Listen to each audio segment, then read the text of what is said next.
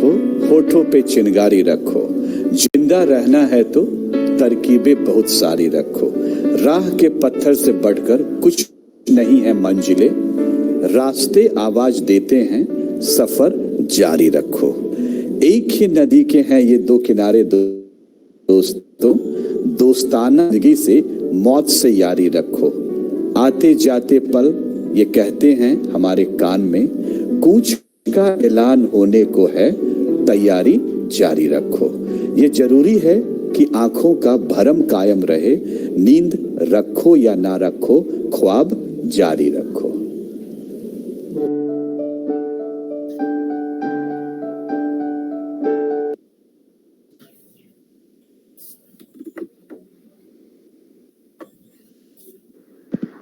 One of my favorite excerpts from The Alchemist by Paulo Coelho goes that people are afraid to pursue their most important dreams because they feel that they don't deserve them. We, their hearts, become fearful just of thinking of loved ones who go away forever, or of moments that could have been good but weren't, or of treasures that might have been found out but were forever hidden in the sands. Because when these things happen, we suffer terribly. And then the reply comes, tell your heart that the fear of suffering is worse than the suffering itself, and that no heart has ever suffered when it goes on in search of its dreams, because every second of our search of dreams is a second to encounter with God and with eternity. Thus, it is crucial to keep dreaming and keep working to ensure that we relish those dreams come true. A very warm good evening to the galaxy of intellectuals virtually present here for the 113th session of the Graduate Scholars Talk series in the continuation of our series of most exquisite articulations from the best of our speakers. I, Samriddhi Kanpal, currently pursuing MA English from the Department of English, University of Delhi, consider it a heartwarming pleasure to, to welcome you all and extend a heartfelt gratitude to all of you for being a part of this event. 112 Sundays, 112 talks, 112 speakers from 50 different locations of our country, 112 plus guests of honor from 70 plus colleges across the nation, and 112 different ideas. Saksh, the History Society of Shamlal College Evening, has continuously been working on the vision to enhance the research work experience of the graduates through their initiative Graduate Scholars Talk series since 7th February 2021. This academic initiative, GSTS, has been working exceptionally well and recently completed 100 talks on 8th of January 2023. This initiative was a ray of hope during the exasperating days of the pandemic, as it provided a virtual platform for the inquisitive graduate candidates to present their research works in the most authentic and professional ways. The GSTS thus proved to be an academic revolution for the students who wished to continue their scholarly endeavors. The research presentations are mentored by the dedicated team of GSTS and critically assessed by our nation's eminent professors. Jin Kwon rightly says that one piece of law creates a small fire, adequate to warm you up. Add just a few more pieces to blast an immense bonfire large enough to warm up your entire circle. Needless to say that individuality counts, but teamwork dynamites. This part of teamwork is very appropriately manifested by the dedicated team of GSTS, moderators that include Mr. Shubham Tiwari, Mr. Saurabh Singh, Mr. Ajay Gupta, Ms. Manvi Saraswat, Ms. Shubhi Singh, and me, who have been working and exploring the various domains of knowledge under the guidance and motivation of Dr. Manish Karmwar, who is contributing his esteemed efforts as the advisor of the Graduate Scholars Talk series. And it was the result of this persistence and perseverance that we organized the offline celebration of the completion of our century of talks at Conference Center of North Campus, University of Delhi, which was attended by some of the most renowned dignitaries that included Mr. Santosh Kumar, who is Director Doordarshan News, Professor Balram Pani, who is Dean of Colleges, University of Delhi, Professor Rajni Abbi, Professor Proctor, Delhi University, Professor K. Ratnabali, Dean, Academic Affairs, DU, and Professor Geeta Bhatt, who is serving as the Director of NCWEB. And we are continuing this extremely dedicated journey to reach out to the masses and unfold new paths of research. Now, proceeding ahead, as we know, Goddess Saraswati is the most auspicious goddess of knowledge. She is an embodiment of wisdom and the provider of light and intellect. She is the one who blesses us all with the knowledge. Therefore, I invite Mr. Vishesh Kashmi to come up for Saraswati Vandana. मातृ प्रणाम। या कुंदेन्दु तुषार हार धवला, या शुभ्र वस्त्रावृता, या वीणा वरदंड मंडित करा, या श्वेत पद्मासना, या ब्रह्माच्युत शंकर प्रभृतिभिर्देवै सदा वन्दिता, सा मां पातु सरस्वती भगवती निशेष जाड्यापहा। श्लोक अर्थ। जो विद्या की देवी भगवती सरस्वती कुंद के फूल, चंद्रमा, हिम राशि और मोती के हार की तरह धवल वर्ण की हैं, जो श्वेत वस्त्र धारण करती हैं, जिनके हाथ में वीणा दंड शोभायमान है, जिन्होंने श्वेत कमलों पर आसन ग्रहण किया है, तथा ब्रह्मा, विष्णु एवं शंकर आदि देवताओं द्वारा जो सदा पूजित है, वही संपूर्ण जड़ता और अज्ञान को दूर कर देने वाली माँ सरस्वती हमारी रक्षा करे। धन्यवाद। Thank you so much, Mr. Vishesh, for such an auspicious and positive initiation of this event. Now we go ahead to the next proceeding of this event, where first of all, I would like to begin with some of the most remarkable words by Elliot Eisner, who is Professor Emeritus of Education and Art at Stanford University. And he says that the satisfactions of teaching extend beyond the academic. Indeed, the most lasting contributions come from rescuing a child from despair, restoring a sense of hope, and soothing a discomfort. These are the occasions whose memories last longest, because they are often the occasions that matter the most. They are the occasions whose importance transcends the academic interests. They address the human needs that all of us share. And for today's much anticipated session as well, it is our utmost pleasure to have one of the most distinguished professors as today's guest of honor. I consider it an overwhelming privilege to introduce you all with Dr. Prerna Malhotra, our chief guest for the 113th talk of the Graduate Scholars Talk series. Dr. Prerna Malhotra is a prolific personality in the domain of academia with an awe-inspiring academic background. Currently, she is contributing her virtuosity as an associate professor in the Department of English, University of Delhi. Ma'am has a dazzling and an extraordinary teaching experience of around 20 years. She is a highly reputed academician, an acclaimed author and editor, along with a community outreach person and a human rights defender who is extremely active with her works at the international level. Ma'am is also a recipient of the 32nd Dr. S. Radhakrishnan Memorial National Teacher Award 2016, and she has co-authored and authored 6 books, including the much acclaimed book Delhi Riots 2020, The Untold Story, and many articles in various journals and newspapers. She is also a very regular expert on TV panel discussions, and she likes to write on contemporary social and political issues. She has, also contributed in considerable translation works as well. She has been a part of various curriculum designing related terms, and currently she has also worked as the president of the Human Rights Organization at Center for Democracy, Pluralism and Human Rights, that is CDPHR. She has been instrumental in preparing human rights reports on nations including Bangladesh, Pakistan, Afghanistan, Tibet, Sri Lanka, Indonesia, Malaysia, and USA. She has also been a part of many fact-finding teams formed to understand contemporary social issues in various parts of the country.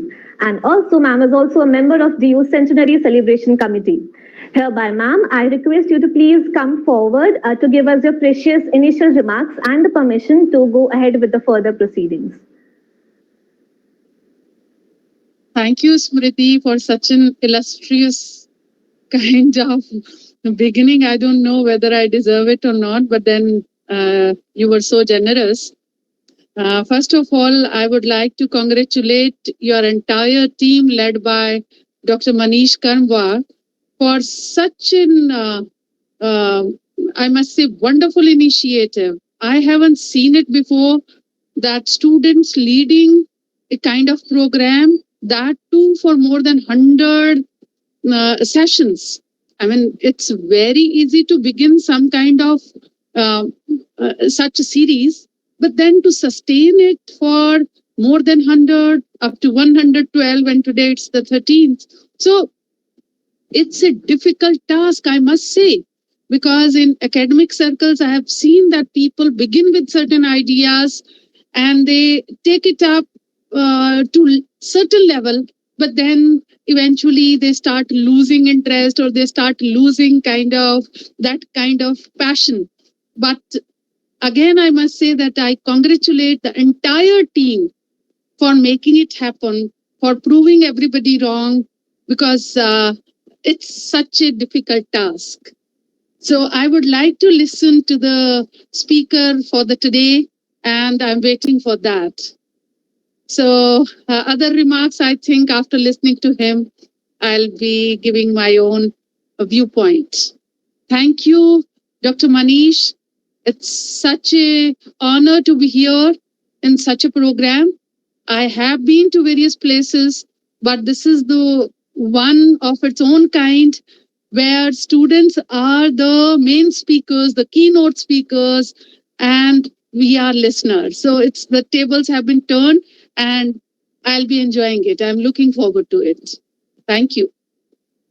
Thank you so much, ma'am, for your graceful words. And we are truly very delighted and humbled by your benign presence as our chief guest for today's session. And we'll be coming back to you once our speaker is done with his presentation. And then we'll be taking your insights and remarks on the topic and the talk. So, Jackson Katz rightly puts it forth that media plays a powerful role in establishing and perpetuating social norms. But besides this aspect, there are several unattended facets of media. To enrich our knowledge more with the discourses of media, we now invite our prolific speaker for this evening, Mr. Akash Dewangan, who is currently a research scholar at School of International Studies at Jawaharlal Nehru University. Mr. Akash, the stage is all yours, so you can go ahead with your talk. Good luck.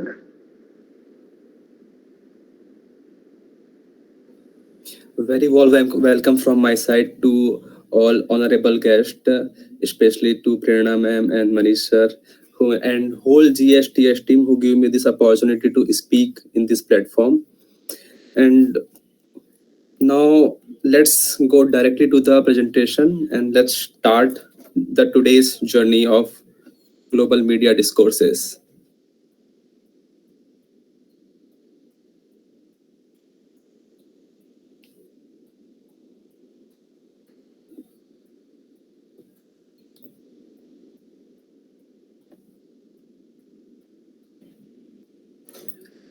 Is my screen is visible to all? Yes, it is. Yes. Okay. Let me introduce myself first in a while, then we proceed further. Myself Akash Dewangan, and currently I'm a research scholar in School of International Studies, JNU. And my area of interest is media discourses, political communication, and international politics. So today, here I am with you with a topic of global media discourses and why this is necessary at this point of time to understand it holistically. So there is a quick data point which I want to share with you all. There's a survey conducted in 2022 that stated that the average screen on time per person in India is 7.3 hours per day. Means an average individual is spending 7.3 hours a day using their laptop, mobile phone, or any electronic gadget.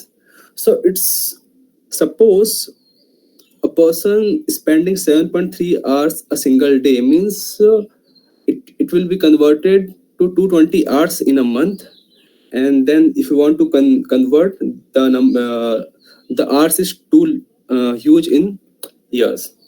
So a normal individual sleeps 8 hours and 7.3 hours is the average screen on time, means consistently or knowingly unknowingly he consumes lots of data over the internet or over the electronic platforms.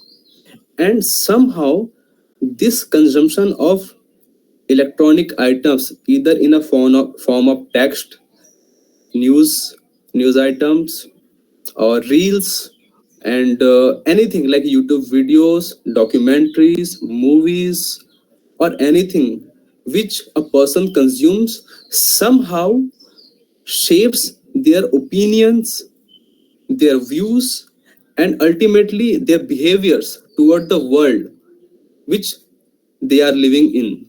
So it's very important fact because we all are into it. So let's go further and imagine a world living in where we every story that we hear, every image you see, and every idea you encounter has a power to shape your understanding of reality. Because whatever we claim that is real is based on something that we consume in our past, in the history. So based on that, we claim this is the fact, this is not fact, this is something is truth and this is something is false. So our conception of reality is based on whatever we consume over the period of time. So what is the reality according to you? So let's come to what is media discourses. So in a crude term, media discourses can be described as a system of thought, ideas, and a belief that are shaped, reinforced, and disseminated by the media organization across the platforms. So this particular discourses over a period of time reinforced many times, shapes particular narration, particular perception about particular events. Suppose there is a climate crisis. We as a human civilization facing climate crisis like global warming, heat wave. Every year we saw that whenever the summer came, then temperature rises to 48 and 49 degree in the mainland India. And WMD meteorological organization came with the notice that global warming ho rahi hai, then we need to do lots of plantation to cope up with the global warming. So all kind of perception is came from the media only in the every field. Like if there is any conflict, suppose Sudan में कोई आपकी arm conflict हो गई है, या Russia Ukraine का war चल रहा है, या चाइना ने हमारी टेरिटरी में इन्वेड कर रहा है, चाइना बॉर्डर में विलेजेस बना रहा है, everything we perceive through media only. So it's very important to understand why and how this media discourse is shaped, framed, and narrated. What are the embedded key points of production of these things? So हमारा आज का main objective तो यही रहेगा कि क्या ऐसा कोई मेथड हो सकता है क्रिटिकल थिंकिंग का जिससे हमें ये समझ में आए कि there is some pattern in the global media discourses और there is not. So in our objective is to examine the ways method and how we think critically about every news pieces, that it is truth or not, what is the underlying architecture, what is beyond obvious meaning in the narration. This is our whole aim. And one more aim is how media, politics, and power relation is interconnected. So in this journey, I am taking you to the Afghanistan as a case study to understand how media house reported the event in Afghanistan from the NATO intervention in 2001 to the final withdrawal. And apart from this, we are going to take several more case studies.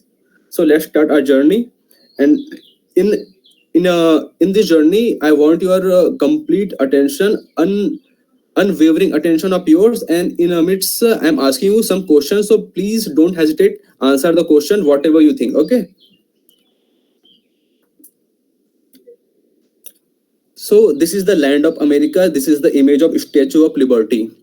So USA is a land of liberal democracy, prosperity, the great American dream, Uncle Sam, McDonald, good food, quality of life. The US represent this kind of narrative. Prosperous nation, mm, global leader in economics, global leader in technology. So why US is a hegemon and superpower? Anybody has any idea about why US is a superpower? Anybody? Okay. Let me give 3 points why US is superpower. So basically, dollar is a reserve currency for global trade. Mostly global dollar is a global currency for reserve for a global trade. Second one, US has a blue water navy. It has presence in all the continents, all the waters, and it has largest military and weaponry in the world. So that's why US is a hegemon and US is a democratic country. US represent prosperity, US represent good life, US represent Hollywood, Hollywood represent luxury. That's all connected. Freedom of speech, Statue of Liberty represent. Okay. But there's one more fact. The global media narration is also said by USA because these are the media house, New York Times, CNBC, and many global media house, which is very huge. Their business is very big, and their capital is vast to shape the narration of the world. So what happens in the USA in 9/11? So most of you have gone through these pictures in your childhood days, probably, that there is an attack in World Trade Center in 9/11 USA, and approximately 3,000 people have been died in that attack, and more 3,000 people have been injured. So in the modern history of the USA, this is the most brutal terrorist attack, we can say. So, like any superpower, after invasion in his lands, USA कोई भी क्या करता है कि उसके देश में कोई भी आके उनके लोगों को मारेगा अगर, तो सिंपल सा एक आप रिप्लाई करते हो, you have to retaliate. So US is simply US make a plan to retaliate in immediate manner.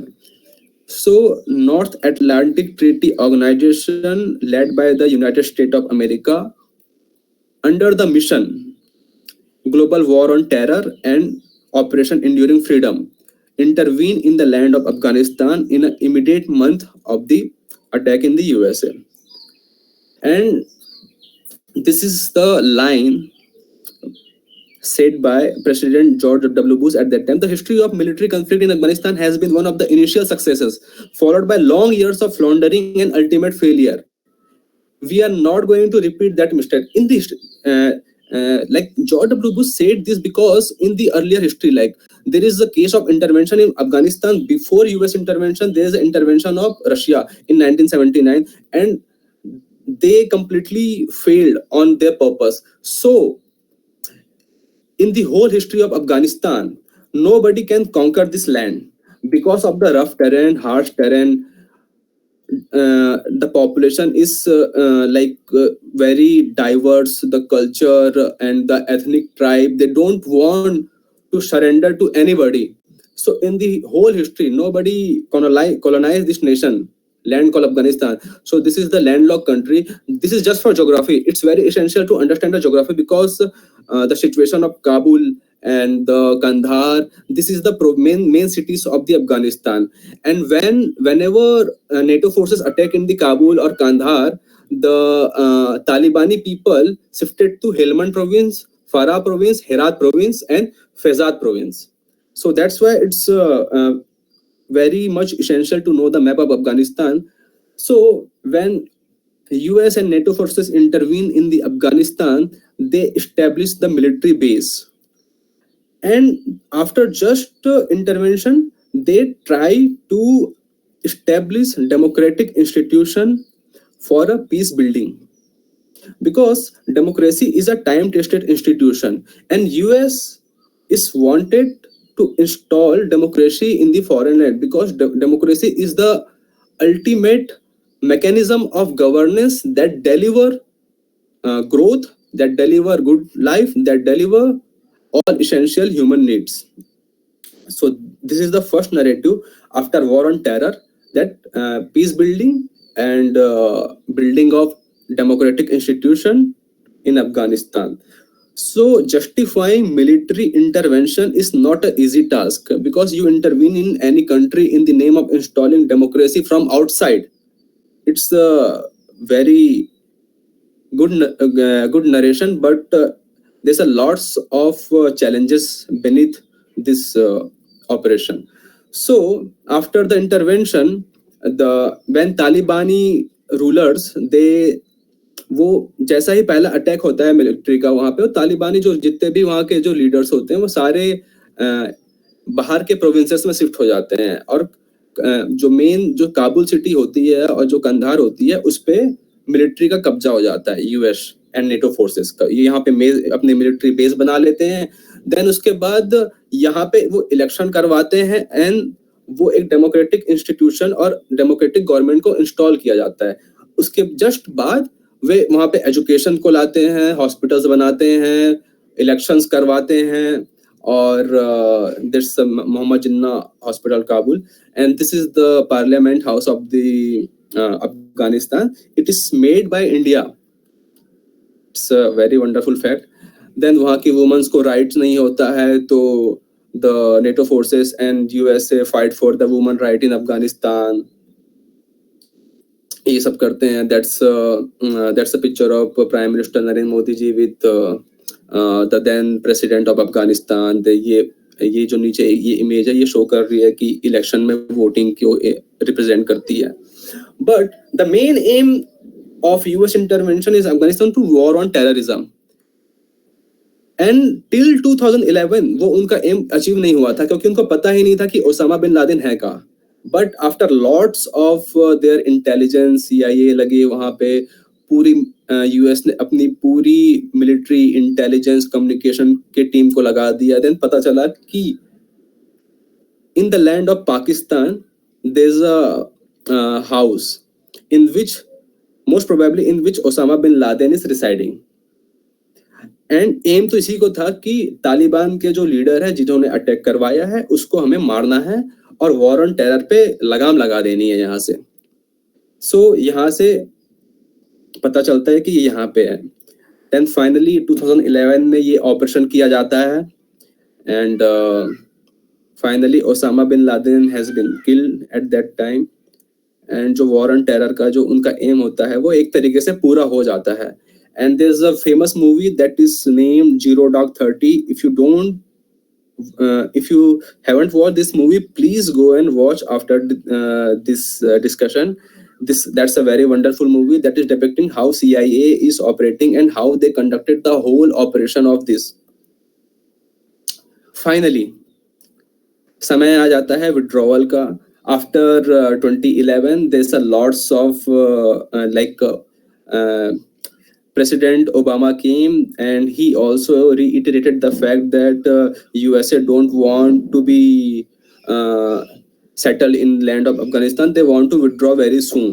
So withdrawal का narration after 2011 चालू हो जाता है। In a phase-wise manner, the US troops withdrawn. They started to withdraw. Some troops withdrawn by 2014 and some withdrawn by 2017. But there is no final date for final withdrawal of the troops. But over the whole years, what are the main narrations, what are the main discourses that is spread in the Western media? West with capital W means land representing the capitalized world, developed world. So this is the famous sixth narration that is spread over the period of time, that is Afghanistan is a land of terrorism. We want to eliminate the terrorism. The Afghan society is a very barbaric and uncivilized, so they want to civilize the society. They take the responsibility of liberal peace building, and there is a suppression of Afghan women, so they need to be liberated. And we, as a flag bearer of democracy, and we, as a nation of rule of law and civil liberty, we are going to liberate the Afghan woman. And lots of movies and lots of articles, they praise the heroism of American troops. So these are the major narration that is narration that is came over the period of time, and they justified their act. But what this is the picture of final withdrawal, and most probably this is the picture you guys must came through in the media. Lots of people running behind, and afterwards the aircraft, they want to escape from the Afghanistan because they don't want to leave. They believe that the situation and the environment is not conducive to live life there, so they want to escape anyhow. Then finally NATO forces troop withdraw from the Afghanistan. सब खत्म हो जाता है 2021 में, final withdrawal हो जाते हैं. But जो डेमोक्रेटिक गवर्नमेंट वो इंस्टॉल किए थे 2001 में, 3 बार डेमोक्रेटिक इलेक्शन होने के बाद, पार्लियामेंट बनने के बाद, जब विड्रॉल के समय पावर ट्रांसफर की एग्रीमेंट की जाती है यूएसए के साथ, यूएसए एंड नेटो जब साइन करता है, तो डेमोक्रेटिक गवर्नमेंट का कोई भी लीडर वहां पे पार्ट नहीं होता उस दोहा एग्रीमेंट में. This is the picture of Doha agreement sign in 2021, sign in 2020. And इसके बाद वो विड्रॉ करते हैं, and the Talibani leader sign this Doha accord with NATO troops. Finally, they withdraw. The whole picture, the whole event came to end. The longest military intervention in a land of Afghanistan in the modern history of America came to end in 2021. And what media coverage tells about this? So, from the 2017 to 2021, there's you can see this graph. There's a very minor coverage of Afghanistan issue, Taliban issue, ISIS issue, Iraq issue, and other militia. 21, there's a sudden spike. All the media houses showing what is the why they leaving Afghanistan, how they are justifying the how they leave Afghanistan. But there's a lots of accusation. They do it in a very hurry, and उन्होंने अपने पीछे बहुत सारे proper process को follow ना करते हुए, उनके इंटेलिजेंस उनको ये भी पता था कि हमारे छोड़ने के जस्ट 24 या 48 आवर्स में तालिबान सिटीज पे कब्जा कर लेंगे. वे सारे अपने मिलिट्री इक्विपमेंट्स को वहां छोड़ के चले जाते हैं. Like it's a very irresponsible act. So we heard everything in the media, but what media doesn't tells us, that's Afghanistan paper, a sacred history of Afghan war. So this is the Afghan paper is not a paper from Afghanistan, but is a series of document. It's about 15,000 documented over the period of this intervention, and lots of media personnel who do embedded reporting, the military journals have their interviews in this Afghanistan paper, and they say what they say, it's very important. So let's see what they say. Afghanistan war logs, massive leak of secret files exposes truth of occupation, hundred of civilians killed by the coalition troops, covert unit hunt leader for kill or capture, steep rise in Taliban bomb attack on the NATO. And this is the main thing. A confidential true of government document obtained by the Washington Post revealed that a senior US officials failed to tell the truth about the war in Afghanistan throughout the 18 years of campaign, making rosy pronouncement they knew to be false and hiding unmistakable evidence that war had become unwinnable. उनको पता था कि finally जो withdraw होगा पूरी country डेवास्टेट हो जाएगी. जो हमारा एजेंडा था कि यहाँ पे हम डेमोक्रेटिक इंस्टीट्यूशन शेड कर देंगे, $970 बिलियन, अप्रोक्सीमेटली 1 ट्रिलियन उन्होंने लगाया इस 20 इयर्स में, वो सारा चीज फेल हो जाने वाला है. एक कंट्री को जहां वो डेमोक्रेसी को स्टेब्लिश करने वाला तो उसको आप एज अ फेल स्टेट बना के जाने वाले हो. अप्रोक्सीमेटली ऑफिशियल डाटा कहता है 1.67 lakh people died, and unofficially figure is like 5 lakhs to 10 lakhs. So Bob Crony, an army colonel who served in a senior insurgency advisor to US military commanders in 2013 and 2014, told government interviews survey, for instance, were totally unreliable, but reinforcing that everything we were doing was right, but we became a self-licking ice cream one. Means somehow they know, they justify because to justify the public sentiment. This is the statement of President Obama. The days of providing a blank check are over. Like they are investing huge amount of money in the reconstruction and development. So it must be clear that Afghans will have to take responsibility for their security, and the America has no interest in fighting an endless war in Afghanistan. This is the statement in 2009 when their agenda is not fulfilled to wage a war against terrorism. Osama bin Laden की जब death भी नहीं हुई थी तब वो चाह रहे थे कि हम यहाँ पे हम अफगानिस्तान से बाहर निकल जाए, हमें पैसा ना लगाना पड़े. Then finally as a trap हो गया इनके लिए कि वो निकल ही नहीं पा रहे थे. This is one more statement from Lieutenant General Mark Milley. This army and this police force have been very, very effective in a combat against the insurgent every single day. And I think that I am an important story to be told across the board. So this is the number. Afghan civilian 43,074 died. Taliban fighters died 42,000, and Afghan security forces.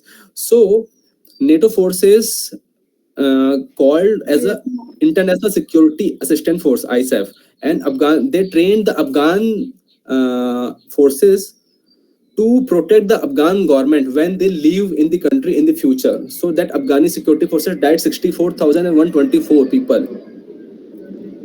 So this is the whole story of Afghanistan. Now there's one more example. That example is from Iraq.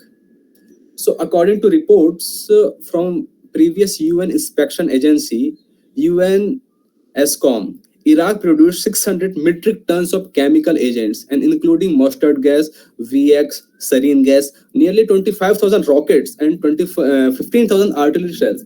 So क्या होता है 2001 में जब Afghan intervention होता है तो 2003 में Iraq intervention हो जाता है, क्योंकि US president George W Bush को लगता है और वहां के इंटेलिजेंस को ऐसा लगता है कि इराक के पास वेपन्स ऑफ मास डिस्ट्रक्शन है. और दिस आर द फिगर्स. 25,000 उनके पास आर्टिलरी है, 25,000 रॉकेट्स है, 15,000 आर्टिलरी है, उनके पास chemical weapon like sarin gas है जो कि आपके नर्व को ब्लॉक करके 1 सेकंड मतलब 1 मिनट में आपकी डेथ कर देगा. लेकिन बाद में पता चलता है कि वहां पे ऐसा कुछ निकला नहीं. जब वो इंटरवीन कर जाते हैं वहां भी मिलिट्रली और वहां के यूएन की एजेंसी इंस्पेक्ट करती है वहां के लाइक इंस्टॉलेशन को कि यहाँ पे कुछ ऐसा न्यूक्लियर वेपन्स बनाने का या WMD weapons of mass destruction बनाने का कोई काम चल रहा है कि नहीं चल रहा है, तो ऐसा कुछ उनके हाथ आता नहीं है. So in conclusion I want to show you that news is not the depicting of the world map. News is not depicting the map of the world, but it's the map to navigate it. Whatever we listen, whatever we read, whatever we understand, whatever we listen is not the way that is presented. There's a lots of meaning beneath it. So that's why we need to understand. Suppose there's one more example of whenever a Western people say Asian, so Asian doesn't belong to Indian, because Asian means the people who have Mongolites feature. They consider only themselves, they call only themselves Asian. But the people from India, they call Indians. So this one more example. So you are a lucky people. You are a ability to think critically. You have a mind. You are studying in a good colleges. You have a guidance of good professors. You have lots of resources to read. So you have lots of responsibility while consuming news items. So there's one more example. Can anybody guess this picture where it is taken from? Yes, anybody?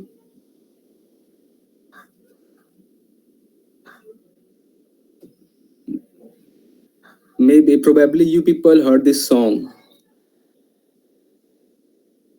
Now, guess the song.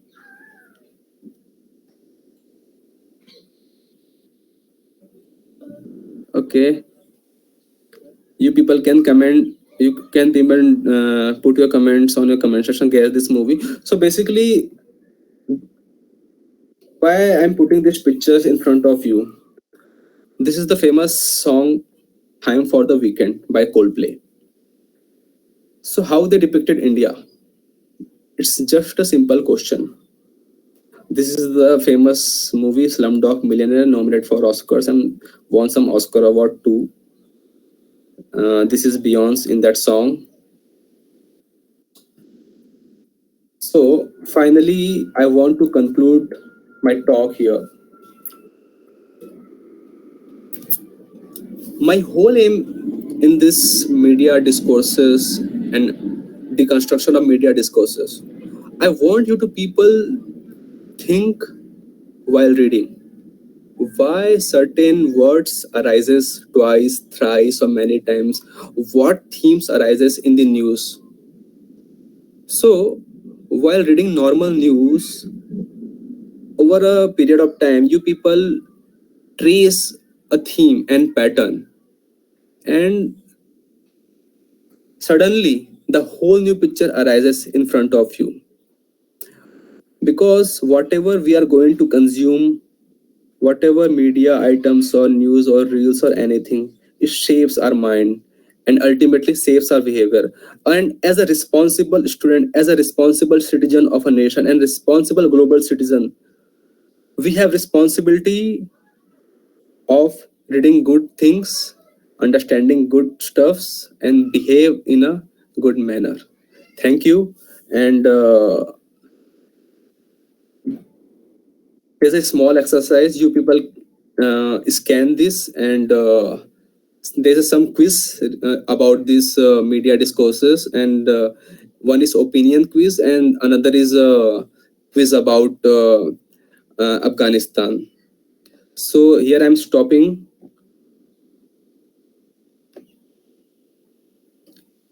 Well, that was such a well researched and knowledge oriented session by Mr. Akash. And congratulations to you for presenting on such a crucial topic and bringing out the different insights and the unseen domains of the discourses of media that are prevalent in various corners of the world.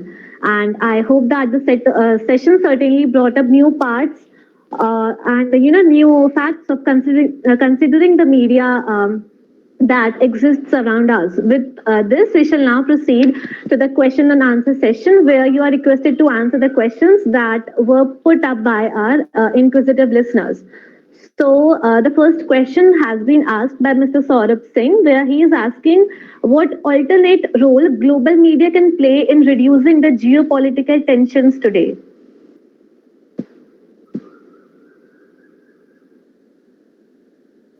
Okay, give me a second.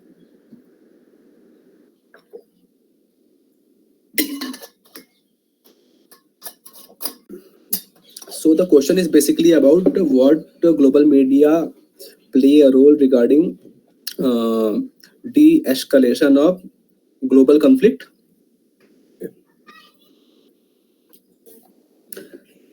Uh, when I was a student in a media in my BA, so in my first class, my professor told me there is a objectivity principle in reporting. Whenever you do any report, it must be objective, free from biases. It's a basic principle of journalism, the objectivity principle. And there's a media ethics also. There's a guidelines to report conflict reporting. You cannot name some parties. You cannot name the person who is injured. There's a set of prescription which is followed while reporting the conflict. And as a responsible journalist, must report all this conflict event in a unbiased manner. Suppose, for example, when we talk about Western media, how it reported Afghanistan, it's very different. And whenever we go to the third world countries like India, how Times of India reported Afghanistan, how Russia reported, how China reported. So when I analyze how Indian media is reported the intervention of Afghanistan, it's totally different picture. Because and how Afghan media represent himself is totally different. How they see the intervention in their land, because Afghan people are not, they are very welcoming people, but they are not welcoming who want to teach anything from outside. So at that on that case they are not welcoming. So in times of India की बात कर रहा था मैं कि उसने कैसे अफगान को रिपोर्ट किया. सो 2001 की एक रिपोर्ट जहां मुझे याद आ रही है, उसमें यह था कि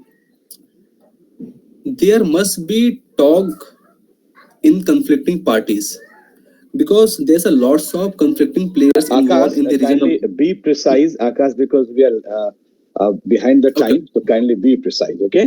And Samrit, this would be last question. So kindly, because we are waiting for our chief guest also to speak something about this topic. Okay. So my only aim is सिर्फ एक ही बात है इसके सवाल में, ग्लोबल मीडिया को as a responsible reporting करना चाहिए, और एम्बेडेड रिपोर्टिंग और अनबायस होकर रिपोर्टिंग करने पे बहुत सारी पिक्चर क्लियर हमें मिल सकती है. That's Okay, thank you so much, Mr. Akash. Due to the time constraints, we won't be able to address the other questions, but there is one question that we asked to all our speakers, which is, how was your experience with this platform? Can you please elaborate briefly about it, your experience working with this team? My experience is very good, but I'm expecting lots of participation, but I think you people are not well, seems very interested in. मैंने काफी बीच में कुछ सवाल किए, मुझे लगता है chat में अगर रिस्पांस आया देखिए, मुझे पता नहीं, मैंने चैट देखा नहीं है. बट हाँ, overall the initiative about yes. Overall about the initiative, it's a very wonderful initiative. At graduation level, you people are going to acknowledge this kind of talks. It's a very mind-boggling series. I just want to state that it's a very fruitful for you, for your future research. You're like, when if you people want to any field, and if you have a good amount repository of knowledge, so you can perform very well. And this series is really going to enhance your perception about knowledge in lots of field. So it's a wonderful effort. You guys please keep it up, keep organizing, and my good wishes to you. Thank you so much, Mr. Akash. With this, I would now like to request our honorable chief guest, Dr. Prerna Malhotra, to please come up and prove and just tell us about your final remarks about how your views are for the topic, talk, and the platform as well. So, ma'am, over to you. Thank you so much, Smriti, again. It was a wonderful presentation, a complete reality based on facts. I was glad that you took up the issue of Afghanistan, particularly with reference to USA's manipulation of media. When you say that USA has projected for itself as a kind of perception of the country as a peaceful, liberal, democratic, prosperous USA, so it has been done with a lot of effort. Through manipulation of media, through propaganda, through fake news, through censorship, through so many ways, in fact. I have researched, in fact, on Afghanistan as well as USA.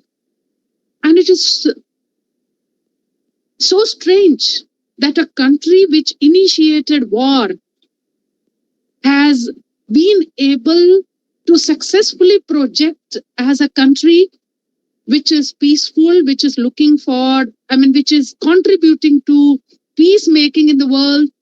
And, not just Afghanistan. USA has been responsible, as you mentioned, that war in Iraq. where it propagated that the country had rockets, the country had shells and chemical agents and everything, and ultimately nothing was found. So in a way, a war without a basis, killing millions of people without a basis, and then to project as with that humanitarian face. So this is a kind of hypocrisy, specifically of USA, which uses many international agencies as tools, whether it's NATO, whether it's UN or other agencies. And the projections are very different. I would like to give one example from India. If you remember 2-3 years back, there was one issue which came up in Jammu, and 8-year-old girl raped in a temple, a Muslim girl raped in a temple, and there was a lot of media hue and cry about it. A team from Delhi went to study that particular case, and it was found that the case had happened in January, but it was reported in April. Then it was found from the study at the ground that in fact no rape had taken place at all. But the projection was so very different. Same way, you know, that I have been working in left-wing extremism affected areas like Bastar in Chhattisgarh. So when we look at international reporting of Maoism, we sitting in Delhi or Mumbai or in other metropolitan cities or in other countries like sitting in New York or some other cities of the world, we realize that as if the villagers, the people of Bastar, they have taken up arms, and if you go, they are going to kill you and all that. But when we went there and studied, we found that it's the other way around rather. That villagers, they are the victims. They are not the perpetrators, rather they are the victims. So the situation is entirely different. Some of the cases like in Bangladesh, they are never even reported. Some of the cases are so highlighted. This cartoon. Yes, so I wanted, Smriti, if you can just show this film, which is just 1 minute, few seconds. Please show appeared that. On a German magazine called Der Spiegel. It's about India's population overtaking China's. India is the overcrowded train with people hanging outside the compartment. And China? China is a sophisticated bullet train. Many people on the internet have called this cartoon racist, and we agree. The India of 2023 is not about rundown trains with people on the roof. It's about modern, sustainable machines. Cartoons are supposed to be subtle yet accurate. This one is neither. It's a crass attempt at peddling old and racist ideas about India. The West simply cannot accept India's growth story. How can a former colony with 1.4 billion people do what Britain or Germany does? And that too with hostile neighbors. That too without Western help. How can India do it? The idea is unacceptable for Western journalists and publishers. Hence these cartoons.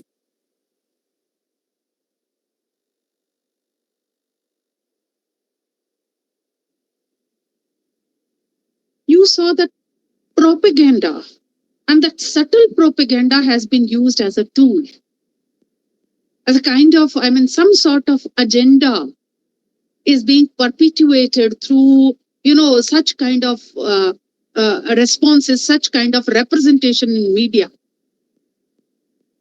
Akash mentioned that it gave the example of, a Slumdog Millionaire.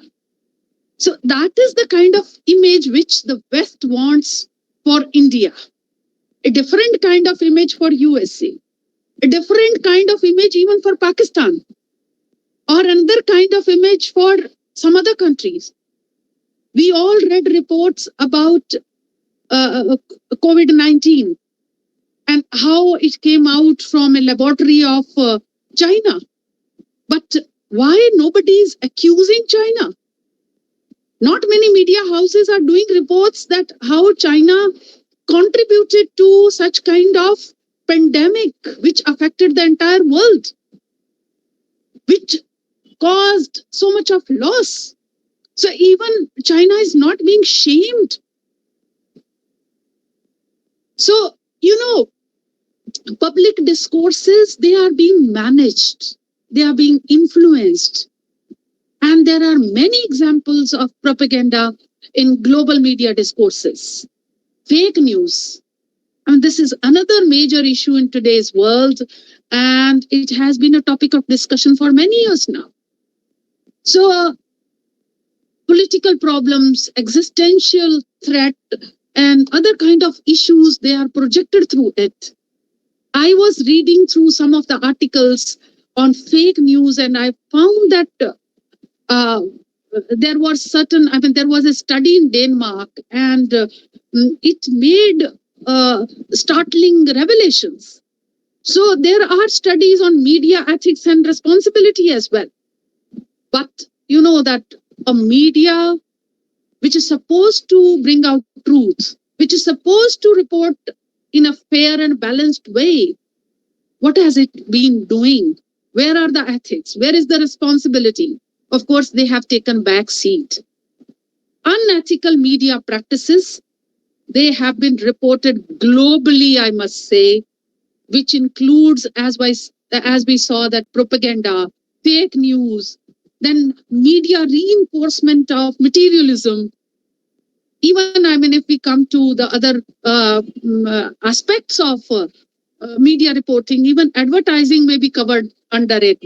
And in that, we see that different kind of, sacred and erotic and all that, they are combined to present narratives which are so far away from truth. Then some of the cases are underreported. Then there is selective reporting. Then there is distortion of facts. There is sensationalism. There are so many ways which are being used to manipulate media. And we as responsible citizens must be wary of this big challenge of the contemporary times. And I'm sure that we, at least the people sitting here, when particularly in social media, we are not in the habit of just forwarding anything which comes in front of us. So we have to be very, very careful. Thank you so very much for inviting me and giving me this opportunity. And I congratulate the entire team again for this brilliant initiative. Keep it up. Take it to 200, 300, 400, maybe 500 and more. And we'll celebrate it. It will become a kind of unique initiative for the University of Delhi, not just University of Delhi. Maybe some other record will be made. And congratulations again to all of you. Thank you. Thank you so much, ma'am, for your diligent words. And we are again, so to say, we are truly humbled by your benign presence as the chief guest for today's session. And your words are truly an inspiration for all of us. And thank you again for being the intellectual asset for this evening. So with this, we move on to the next segment where I would like to invite, the speaker of the upcoming Sunday, Mr. Suraj Kumar, to reflect his objectives for GSTS 114, that is centered around the topic how COVID-19 pandemic accelerated class inequalities and poverty in India. Mr. Suraj, over to you. Am I audible? Yes, you are. Thank you, Ms. Samridhi, and thanks everyone. Good evening, everyone.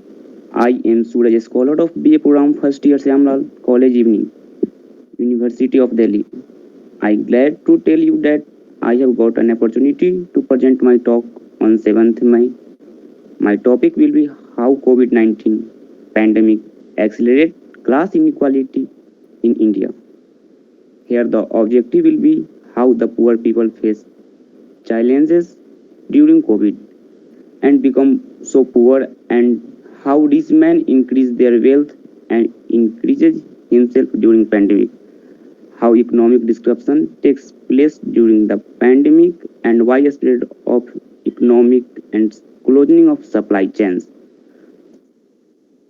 उसके बाद मैं ये बात करूंगा कि कैसे लोग इस महामारी के दौरान अपने जीवन यापन किए, कैसे आम लोग जो छोटे परिवार से आते थे उनके साथ क्या क्या फेस करना पड़ा, कैसे अशिक्षित वर्ग के लोग जो कि अच्छे से टेक्नोलॉजी के बारे में नहीं जानते थे, आईटी सेक्टर के बारे में जिनका नॉलेज नहीं था, जो माइग्रेंट लेबर थे, उनके साथ क्या क्या इशू फेस हुआ और कैसे उनके साथ डिस्क्रिमिनेशन हुआ, और उसके बाद कैसे inequality in excess of health, किस तरह से उनके हेल्थ के रिगार्डिंग इशू हुआ। उसके बाद मैं अपने बात करूंगा यहाँ कि कैसे आईटी सेक्टर में डेवलपमेंट हुआ और अपने पीक पोजीशन में चला गया। Then we will move towards the impact and how both central and state government take decision and launch various schemes and programs to overcome from this critical situation. After that, finally, we will come to my conclusion and personal experience and views, because me and my family also face these challenges. किस तरह लोग इस तरह के programme, इस तरह से महामारी से प्रभावित हुए और किस तरह सोसाइटी में, पूरे समाज में, पूरे देश में, पूरी दुनिया में बदलाव हुआ, यह बातें मैं आप सभी के साथ साझा करूंगा। So I invite you all everyone to please kindly join my talk that is GSTS 114 with your valuable presence on 7th May at 5 PM. Thank you everyone again. Thank you so much, Miss. छोटा मैं के लिए करना चाहती थी। हाँ, सूरज आप बहुत अच्छा टॉपिक चुना है, लेकिन मैं एक चीज इसमें जोड़ना चाहती हूँ कि जो कोविड-19 को जिस तरह से पूरी दुनिया ने इसका सामना किया और जिस तरह से भारत ने किया, उसमें एक फंडामेंटल डिफरेंस है।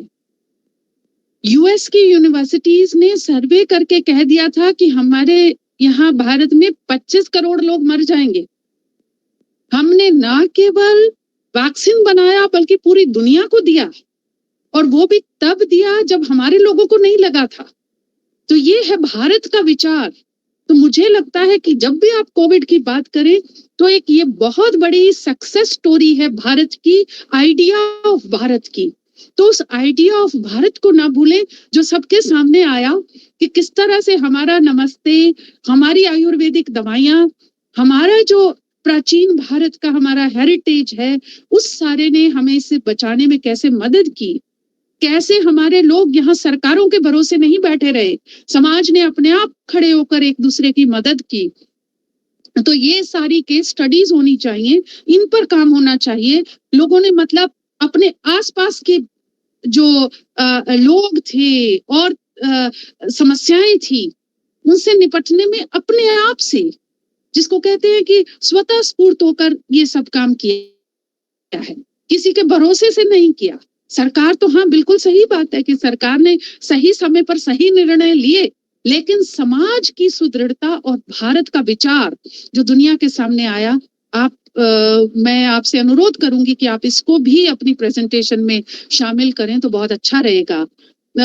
डिस्क्रिमिनेशन की बात करना, वो सब करना कर सकते हैं, लेकिन एक जो ओवरऑल निकल कर आया वो एक सक्सेस स्टोरी है जो पूरी दुनिया को बताई जानी चाहिए, और आप जैसे युवा ही बताएंगे उसको।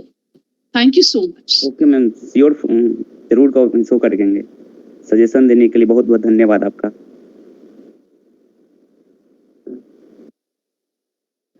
Thank you so much, ma'am, for your precious suggestions, and Suraj will surely include all of those in his talks, and we invite you all again for GSTS 114th, that will be on 7th of May from 5 PM to 6 PM.